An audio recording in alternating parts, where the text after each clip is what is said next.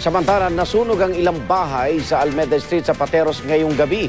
Umahod po sa Task Force Alpha ang alarma at live mula sa Pateros, saksi si Salima Refran. Salima. Igan, katatapos lamang ang apulahin ng mga bombero ang apoy na tumupok sa isang residential area dito sa barangay Magtanggol sa Pateros. Mabilis na kumalat ang apoy na umabot sa Task Force Alpha. Pasado alas 8 raw ng gabi na magsimulang magliyab ang isang bahay sa may looban ng Almeda Street. Wala raw tao sa nasabing bahay. Kumalat pa ang apoy sa 10 pang mga tirahan. Gawa sa konkreto, kahoy at light material sa mga bahay. Mabilis naman nakalikas sa mga residente, pero wala daw silang naisalbang mga gamit. Ayon sa BFP, tinatayang nasa 2 milyong pisong halaga ng naabong mga ari-arian. Naalam pa nila ang pinagmula ng apoy, pero hinala nila electrical overload ang dahilan. Dahil daw sa init ng panahon, maaaring mag-overheat na mga gamit na napabayaan ng kanilang mga amo. Mabuti na lamang at may firewall ang karamihan sa mga katabing bahay at hindi na kumalat ang apoy. Igan, pasado alas 9 naman ang gabi na magdeklara ng fire out ang mga bombero. Ang 10 pamilyang naapektuhan ng sunog, pansamantalang manunuluyan sa kanilang mga kaanak o sa barangay covered court. At live mula dito sa Pateros, ako si Salima Refran, ang inyong saksi. At bago po niyan ay nagkaroon din ng sunog sa isang water refilling station sa Anora sa Quezon City. Nadamay ang katabi nitong law office at mga bubong ng kalapit na mga bahay. Umabot sa ika-5 alarma ang sunog at naapula matapos ang 1 oras. Walang nasaktang residente pero 2 bumbero ang nagtamo ng bahagyang paso sa kamay. Tinatayang 2 milyong piso ang halaga ng naabong ari-arian sa sunog na ika-68 ng insidenteng naitala sa lungsod. Sa ibang balita, muli iginiit ng isang unyon ng mga magbubukid na partihan sila ng kita sa naimbentang bahagi ng Hacienda Luisita. Masyado raw kasing maliit ang lupang ipamamahagi sa bawat farmer beneficiary para pagkakitaan. Mula sa Tarlac, saksi si Julio Segovia. Halos buong buhay raw niya dinugol sa pagbubungkal ng lupang hindi naman kanya. Ngayong retirado na ang 87 anyos sa si Lolo Gonzalo, ipinagpapasalamat pa rin niya ang utos ng Korte Suprema na total land distribution sa mga magsasaka ng Hacienda Luisita. Para sa akin, swerte.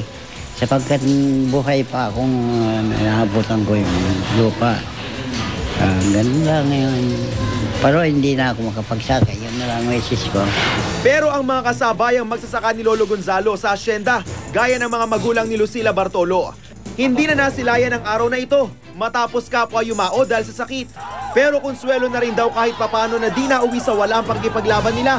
Lalo na ng kapatid na nagbuwis ng buhay sa isang protesta noong 2004. Masayang-masaya na po kahit nasa kwan na po siya.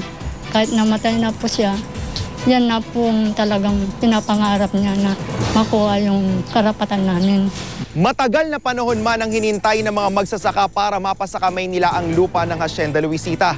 Ang mahalaga, sa huli sila pa rin daw ang nagtagumpay sa lupang pinagpaguran. Pinuhunanan ng dugot pawis at binuwisan pa ng buhay ng ilan nilang kasamahan. Malaking hamon lang dahil ayon mismo sa Department of Agrarian Reform, lubhang maliit ang 6 hanggang 7,000 metro kwadradong tubuhan para pagkakitaan. Hindi naman ito pwedeng gamitin sa ibang paraan o ibenta, alinsunod sa batas. Maaring totoo na maliit kung tubuhan, pero hindi naman sila limitado na maging tubuhan. Na mayroong, kung kunyari marami sa sapat na bilang ang magsama-sama, nang sa ganon magkaroon ng tubuhan, pwede. Meron namang iba dyan na kung gusto maggulayan, napakalaki nung 6,000 to 7,000.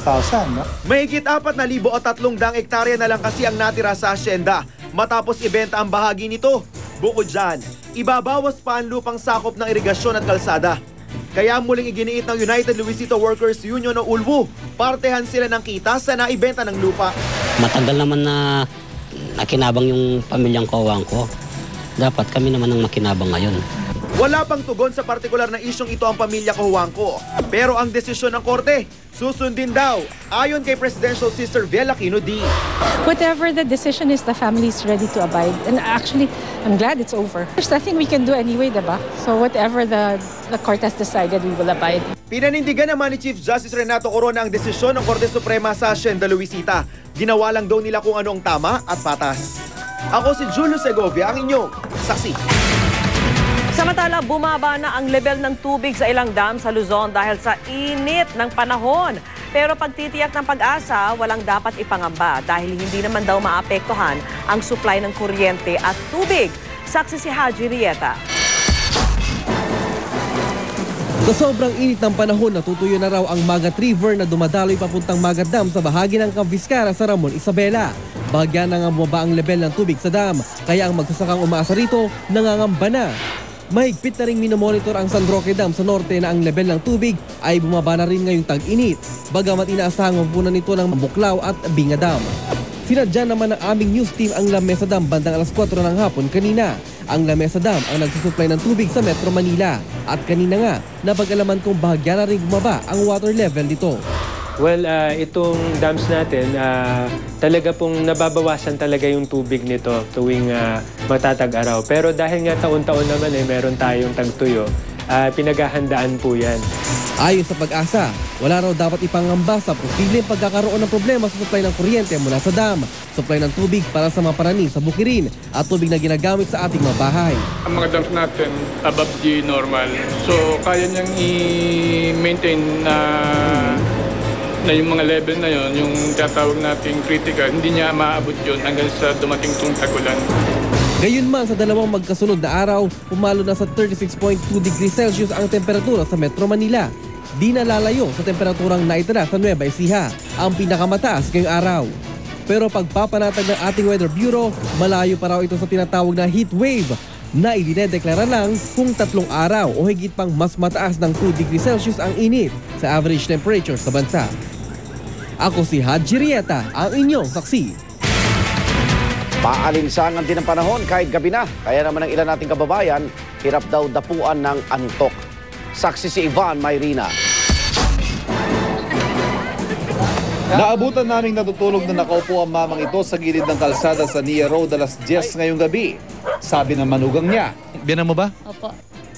Dito na siya natulog? Mainit daw po eh. Hindi kaya ng electric fan.